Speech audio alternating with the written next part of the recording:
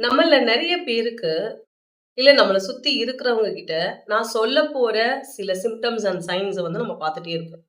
So இந்த மாதிரியான அறிகுறிகள் நம்மகிட்ட இருந்தது அப்டின்னா, உண்மையாவே அது கவனிக்கப்பட வேண்டியது மட்டும் கிடையாது. அது ட்ரீட் பண்ணப்பட வேண்டிய விஷயம் அப்டிங்கிறத நம்ம தெரிஞ்சுக்கணும். நான் doctor Sivasankari, counselling psychologist, registered bachelor practitioner மற்றும் ஆர்ஆர் ரீடர், லைஃப் சென்டர் ராஜபாளையத்திலிருந்து. இன்னைக்கு நம்ம பார்க்க போறது, ஒரு 7 விதமான அறிகுறிகள் நம்மகிட்ட இருந்துச்சு அப்படின்னா, சைல்ட்ஹுட்ல நமக்கு எந்த நம்மளோட எமோஷன்ஸ் எதுக்குமே வந்து ஒரு நல்ல வேலிடேஷன்ஸே கிடைக்காம நம்ம வளர்ந்துருக்கோம் அப்படிங்கிறத நம்ம புரிஞ்சுக்கலாம். சரி, இப்படி எமோஷன்ஸ் வந்து யாருமே வேலிடேட் பண்ணல. அவங்க வளர்ந்ததுக்கு அப்புறம் அது அவங்களோட வாழ்க்கையில எப்படியெல்லாம் பிரதிபலிக்கும். ஸோ அத வந்து நம்ம என்ன மாதிரி கையாளணும் அப்படிங்கிறது தான் இந்த வீடியோல சொல்லப் போறேன். ஸோ வீடியோவ ஃபுல்லா கம்ப்ளீட்டா பார்த்தீங்கன்னா, இத சரி பண்ணிக்கிறதுக்கான மலர் தீர்வுகள் என்ன அப்படிங்கிறதையும் நீங்க தெரிஞ்சுக்கலாம். எப்பயுமே மலர் தீர்வுகள அணுகும்போது, நம்ம ஏன், எதற்காக இந்த தீர்வு எடுக்கிறோம் அப்படிங்கிறத தெரிஞ்சுட்டு நீங்க எடுத்தீங்கன்னா, உங்களோட கான்ஃபிடென்ட் லெவல் இன்னுமே அதிகரிக்கும் அப்படிங்கிறத இந்த இடத்துல நான் சொல்லிக்கிறேன். ஸோ முதல் அறிகுறி என்ன அப்படின்னு பார்த்தீங்கன்னா, உங்களுக்கு ஏற்படக்கூடிய அந்த ஃபீலிங்ஸ், உங்களோட எமோஷன்ஸ் என்ன அப்படிங்கிறது உங்களுக்கே புரியாம இருக்கிறது. அதாவது நமக்கு நம்ம கிளையண்ட்ஸ் நெறைய பேர் சொல்லுவாங்க, "நான் என்ன நெனைக்கிறேன்னே எனக்கு தெரியல. எனக்குள்ள என்ன ஓடிட்டு இருக்குன்னு கூட எனக்கு கண்டுபிடிக்க தெரியல. ஆனா எனக்கு கம்ஃபர்டபுளா இல்ல. ஆனா என் மைண்டுக்குள்ள ஏதோ ஒண்ணு ஓடிட்டே இருக்கு. இந்த ஃபீலிங் ஒரு மாரி வியர்டா இருக்கு எனக்கு. அது எப்படி எக்ஸ்பிரஸ் பண்றது? அத எப்படி ஹேண்டில் பண்றது தெரியலன்னு" சொல்லுவாங்க. ஸோ இதுதான் நம்மளோட ஓன் ஃபீலிங்ஸையே நம்மளால என்னன்னு புரிஞ்சுக்க முடியாம இருக்கிறது தான் ஃபர்ஸ்ட் சைன். செகண்ட் சைன் என்னன்னு பார்த்தீங்க அப்படின்னா, ஆ நம்ம வந்து ஒரு விஷயத்துக்கு ஆ பார்க்கும்போது கேட்போம் இல்லையா? "எப்படி இருக்கீங்க?" அப்படின்னு கேட்டா, அவங்களுக்கு ஏகப்பட்ட ப்ராப்ளம் இருக்கும். ஆனா நம்ம வந்து எல்லார்ட்டயும், நான் நல்லா இருக்கேன், நல்லா இருக்கேன்" அப்படின்னு சொல்லணும் அப்படிங்கிற மாதிரியே சின்ன வயதில இருந்தே வளர்க்கப்பட்டிருப்போம். ஆனா, ஒரு சில சிச்சுவேஷன்ல நமக்கு சொல்லக்கூடிய விஷயமோ, இல்ல நாம அந்த இடத்துல வந்து பதில் சொல்ல வேண்டிய இடங்கள்ல, நம்ம வந்து சில விஷயத்த மறுக்கலாம் அப்படின்னு நம்ம உள்ளூர நினைப்போம். ஆனா, அந்த இடத்துல நம்ம ஓகே அப்படின்னு சொல்றதும், இல்ல பார்த்தீங்க அப்படின்னா, எனக்கு அது வேண்டாம் அப்படின்னு சொல்ல வேண்டிய இடத்துல, பரவால்ல நான் பார்த்துக்கிறேன் அப்படின்னு சொல்றதும், உள்ளூர நான் பயங்கர வருத்தமாவும், கவலையாவும் இருக்கேன். ஆனா, அவங்க வந்து உங்கள ஒரு ஃபங்ஷனுக்கு கூப்பிடுறாங்க அப்படின்னா, ஒரு ஃபங்ஷனுக்கு போற மனநிலையில நான் இல்ல அப்படிங்கிறத கூட சொல்ல முடியாம, எனக்கு ஒண்ணும் பிரச்சனை இல்ல அப்படின்னு சொல்லிட்டு இமிடியேட்டா கிளம்பி போறதும், இப்படியெல்லாம் இருக்கிறதும் கூட சின்ன வயதிலேயே நம்மளோட எமோஷன்ஸ்க்கு மேலயோ, ஃபீலிங்ஸ் மேலயோ நமக்கு ஒரு வேலிடேஷனே இல்ல. அது ஒரு புரிதல் இல்ல. இல்ல அத பத்தின ஒரு சப்போர்ட் நமக்கு கிடைக்காம நம்ம வளர்ந்துருக்கோம் அப்படிங்கிறத காமிக்கக்கூடிய முக்கியமான அறிகுறி இது. ஸோ இதனால என்ன ஆகும் அப்படின்னு பார்த்தீங்கன்னா, ரொம்ப லேக் ஆஃப் அசர்ட்டிவ்னஸ் அப்படிங்கிற ஒரு விஷயம் ஈஸியா ஒருத்தருக்குள்ள டெவலப் ஆகும். எங்க நோ சொல்லணுமோ, நோ சொல்ல மாட்டாங்க. எங்க எஸ் சொல்லணுமோ, எஸ் சொல்ல மாட்டாங்க. எங்க என்னால முடியாதுன்னு சொல்லணுமோ, அந்த இடத்துல முடியாதுங்கிறத சொல்ல மாட்டாங்க. இதுதான் 2வது அறிகுறி. 3வதா நம்ம சொல்ல வேண்டிய ஒரு விஷயம் என்ன அப்டின்னா, ஒரு கிளையண்ட் எனக்கு நல்ல ஞாபகம் இருக்கு. அவர் வந்து ஒரு பெரிய பிசினஸ் பெர்சன். அவர் வந்து என்ன சொன்னாரு அப்டின்னா, "என்கிட்ட பணம் இருக்கு. எனக்கு எல்லாமே எனக்கு கடன் இல்லாத வாழ்க்கை சொல்லப்போனா, எல்லா விதத்திலயும் நான் வந்து ஃபுல்ஃபில்டா தான் இருக்கேன்.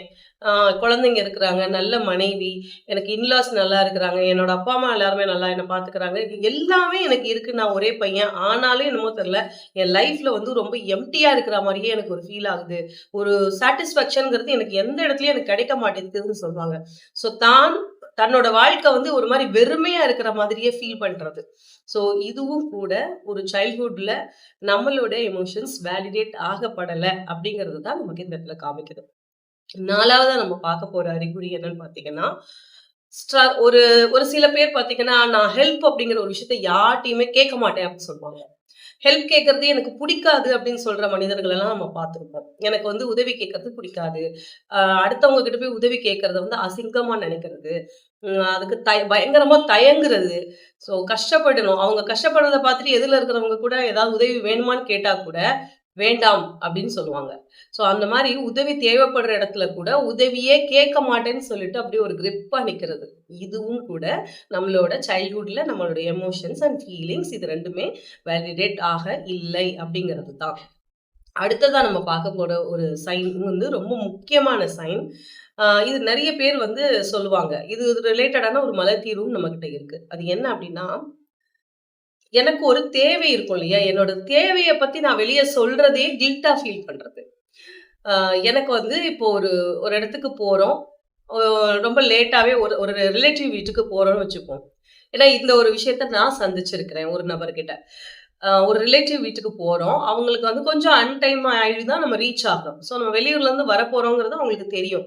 போன நேரம் அன்டைம்ங்கிறதும், அந்த நேரம் இவருக்கு பசி ஏற்படவும், சாப்பாடு நம்ம ஏதாவது கேட்டு நம்மளால அவங்க அந்த வேலைய செய்யற மாரி சூழல் ஆயிடுமோ!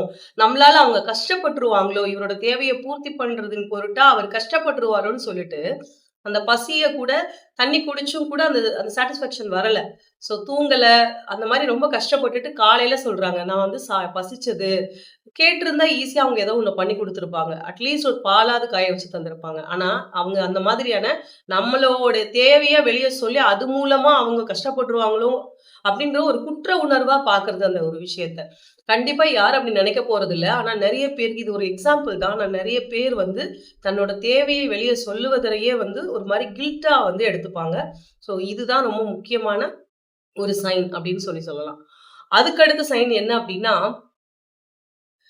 இந்த மாதிரியான பெர்சன்ஸ் வந்து பெரும்பாலும் ஆ எமோஷனலி அன்அவைலபிளா இருக்கிற ஒரு பெர்சன் மேல தான் ஒரு அட்ராக்ஷனே வரும். காரணம் என்ன அப்டின்னா, சின்ன வயசுல இருந்தே இவங்களோட ஃபீலிங்ஸ்க்கோ, இவங்களோட எமோஷன்ஸுக்கோ அன்அவைலபிளான சிச்சுவேஷன்ஸ நெறைய சந்திச்சு பழகுனனால இவங்க என்ன பண்ணுவாங்க அப்டின்னா, ஃபியூச்சர்ல இவங்களோட பார்ட்னர செலக்ட் பண்ணும்போது ஆகட்டும் சரி, இல்ல வந்து அவங்களுக்கு ஏதோ ஒரு லவ் ஸ்டேஜ்ல இருக்குதுங்கும் போதும் சரி, அந்த எமோஷனலி அன்அவைலபிள் பெர்சன் மேல தான் இவங்களுக்கு ஆட்டோமேட்டிக்கா அட்ராக்ஷன் வரும். ஏன்னா, இவங்க வாழ்ந்த சூழல், பழக்கப்பட்ட சூழல் அந்த மாதிரி அப்படிங்கிறதால, அவங்களுக்கு முழுக்க முழுக்க அந்த மாதிரியான அவங்க அதிலேயே ஃப்ரேம் ஆயிடுறாங்க. அந்த மாரி ஒரு விஷயத்துக்கே பழக்கப்படுத்திக்கிறாங்க அவங்க மைண்ட.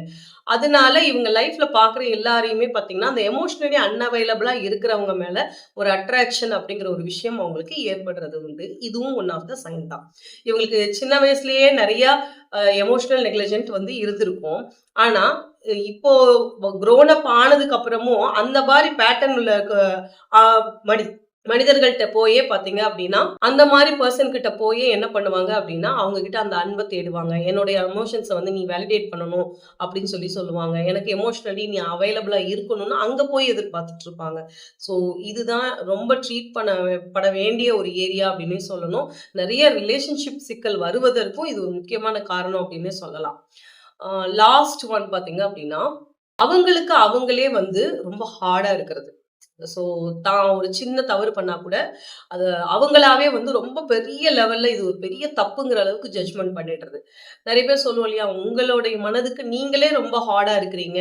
உங்களுக்கு நீங்களே ரொம்ப கடினமா வந்து ட்ரீட் பண்ணிக்கிறீங்க அப்படிங்கிறது தான். ஸோ தன்னிடமே வந்து ஒரு இலகுவான தன்மை இல்லாம, தன்னோட விஷயம் சார்ந்த எல்லாத்துலயுமே வந்து ஒரு மாதிரி பிடிவாதமாவும், ஆ அவங்களே செல்ஃபா கன்வின்ஸ் பண்ணிக்க முடியாம, நான் இப்படித்தான் அப்படிங்கிற மாதிரி இருக்கிறது. இத இன்னும் கரெக்ட்டா சொல்லணும்னா, ரொம்ப முரண்டு பிடிக்கிறது, பிடிவாதம் பிடிக்கிற மாதிரியான குணங்களும் இதுக்கு இது அடித்தளம் அப்படின்னு சொல்லலாம். நான் இப்படிதான், நான் இந்த மாதிரி தான் இருப்பேன் அப்படின்னு சொல்றது. ஸோ இப்போ நான் சொன்ன இந்த 7 அறிகுறிகள் 1ஓ, 2ஓ இல்ல 7மோ கூட நம்மளோட வாழ்க்கையில இருக்குது அப்படின்னா, சின்ன வயசுல நமக்கு போதுமான எமோஷனல் சப்போர்ட் அங்க இல்ல.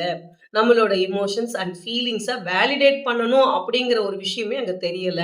நம்ம எப்பயாவது ஒரு தடவ அழுதுருப்போம். ஆனா ஏன் அழுகுறோம் அப்படிங்கிறது அதுக்கான காரணத்த யாரும் உட்கார்ந்து பேசாம இக்னோர் பண்ற அந்த ஒரு சின்ன இக்னோரன்ஸ் கூட பெரிய அளவுல சின்ன வயசுல பாதிக்கும். இது போக போக வளர இந்த நான் இப்ப சொன்ன சைன்ஸாவும், சிம்ப்டம்ஸாவும் இதுவே ஒரு கேரக்டராவும், அவங்களோட பழக்கவழக்கங்களாவும் மாறிடும்.